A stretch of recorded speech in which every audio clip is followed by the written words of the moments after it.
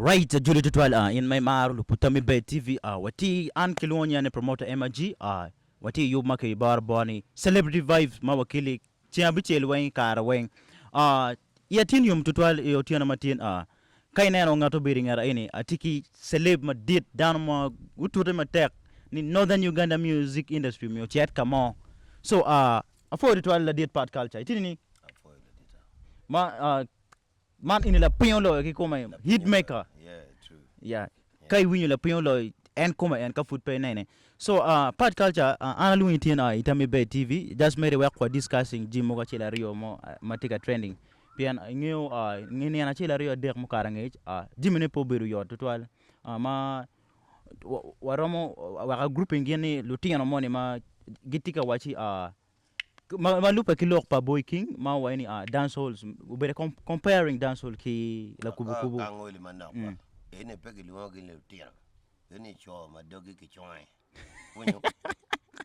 so they're not kids, they are not children, they know what they're doing, bro. They know so what they're doing. kai winyo pian kita winyo kera beda following car ki kore BWOYKING polu nyinga rumo but gen go katege attacking BWOYKING kon gen gi wayni kono nyama sugar mami ken ngongo gini so in ngo may romo gamane chal in part culture ana bello ko chalo an part culture dano ma diet ma yamo ko ro wi I am a parent, I am someone who has moved far winyo an palwor ngat mo iken kasid puma kamusu zetiv and a few artists. When you were, and I don't support nuisance. You understand? A baba and pachwako. The cause my mafia management gukeli chawani is to emphasize that the future of our children must be okay tomorrow. When you Kasid Puma, I know him. Kamusu is my buddy. Zetiv is my brother from Paloga. Zetiv I Paloga. Mayor ke come. You understand? And Charo anda nyodoni. Anyo alotiana ba. Winyo. Babi ye winyo Charo dogabe chwako Charo. Zetiv, you're my brother. Kamusu, you're my brother. Kasid Puma, you're my brother. We kichoyo dok wero winyo BWOYKING enini lep charo egini wengti bino me umudinge ngoma raj madano timo winyo exactly winyo BWOYKING uchung chala cho motero gigana ni tingo man cha chun liej mo doindi lia ka tier leba chuli wi chuli ni wunba gini ne raj jemi wu look ada enyim lwa wu look ada enyim dano winyo ngat mabi ile kachimo wang BWOYKING is a very wrong person. So which music fraternity, which mean you my BWOYKING ki crew ma mega chalo mafia gukelo, that is correct, like for our industry and you mamiro jari okwera gi tempera mona gi boss migo team gi Alan Smoke gi ne yo kel bien malo tio yabo where we charo penny Smoke no pere penny boss mig no pere penny tempera no pere penny all these they're all there icons no gi pere gitie gulingo ni tik ke you know gwagilu alo tini ba kere ni ano kere gilu alo tini. These are legends makago ona kumi kenrita. You cannot fuck up with Smoke Alan, you cannot fuck up with Tempera Mona, you cannot fuck up with Boss Migo team, you cannot fuck up with these big legendary artists. You understand? So BWOYKING iyaberu yom tek twin mo be entwer ne kolabo en chwa chopo chura ya chuli ilwoni chwa chopo chura kekum charo tika nena de kal ya chuli kanyi winyo we lutia tika akulu wiya manoga ngweyo matako winyo ino ke luyi ba ke luong la mero ke luong jogango bin inde wiya kulu wiya manoga ngweyo matako. How will it sound? Give people wrong way. When chatoma ko dani, when chatoma ko la mero, when chatoma ko na ngagi. Kaki we iri. Do you think it makes sense, bro? No. Doka bedi we chak. Siya beri la guido ke nga gini.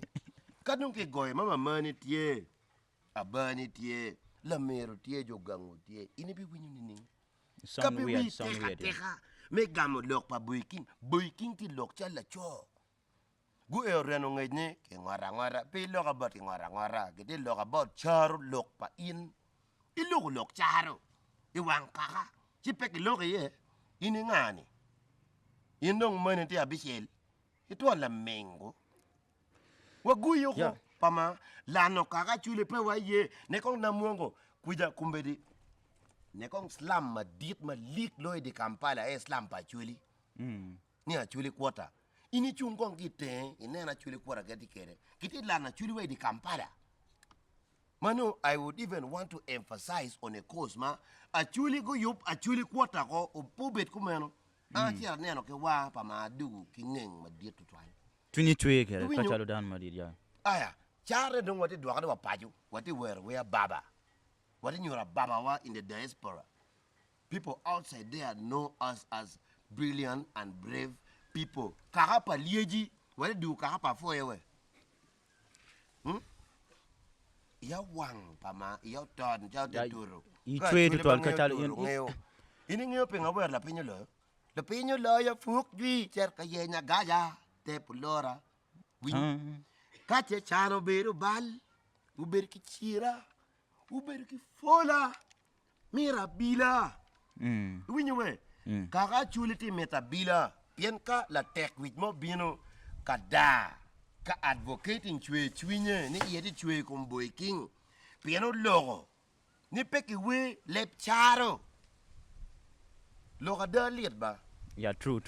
Luwela kubu chalo pio tuang bueno young man kono ngagini lokada they have been spending la we dance all menemo yerde ko chero UK on your US on your festival mo wako wacha nya chel mo ko Foot panel mo waji la we dance all me foot panel lokada down degi winyu down degi ngadek lokada so part culture ka wachero ka whining pian cause lok may lok may biru lok mabejo but one chalo Latino chalo new generations we have to pick this because it's very important like ka chalo an inini ka kete ko inti la way karung ki kar pate ke way nyimini way nyimno nyoro will sound different so ka don wachero ka lo ne ingeu chalo part culture go la pion lo ki way mo ma yit ke ngomo dak timatika cooking studio my fans mamigo me expecting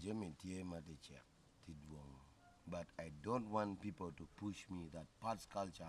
Where is the next project? Karma la pinyo lo bino no. Did you contribute anything? Did you tell me that bring a song? Mogo no food picking go. Balance ma bine pay watcha. Woki toko warwene pay watche. BWOYKING warwene pay watche. I don't want crowds to push me into the systems. Me I do my things. So just make go bit patience go cool. Patience ko karinge mwaka pa ko past culture. Karinge mwaka dio ko past culture. Look mo ni la wedo fading or wedo ngayone. Ine choy we machon. Ine pe choy we machon. Pe nyu kito bino kede. Yeah, exactly. La podugo we tolwa pa mo.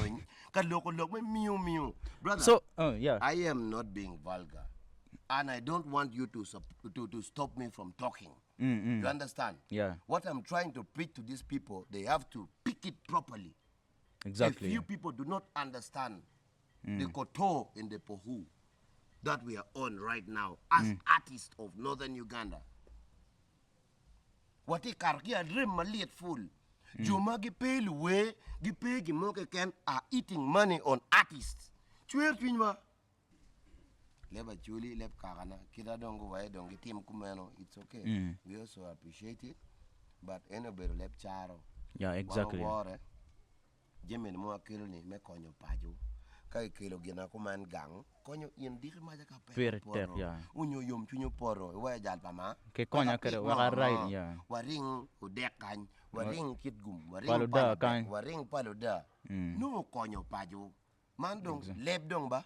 Ngora ibi bino yeah lep charo bebe yeah for you to in my love time by TV waberu ki part culture and is a legend down my dead movie industries cha following what on so take a water way man wa bit patience wako en bo bien ke jima bejo so fo ma tek total luani promoter we MG mate bien kiloni kumenu just kumeno mere kumenu kumeno tika bieno ka ni ay kum kumeno chi kumeno be bero kumeno kita la pinyo lo ti la pinyo lo ni e no wa lo ko ti la pinyo lo ba kumbe de pe la pinyo lo kumbe la pinyo lo na pinyo loñ we ke da thank you for bringing this big act in northern Uganda.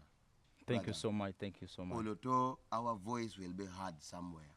Ki come you one by for me when you know cause Paul Kare kachala won you supporting Kedwa Command will be good so we cooperate work with dong music industry with a good way money what tear down what tear what you mati Afo it with a good positive heart. Thank you so much. God bless you, Yeah. Yeah, man.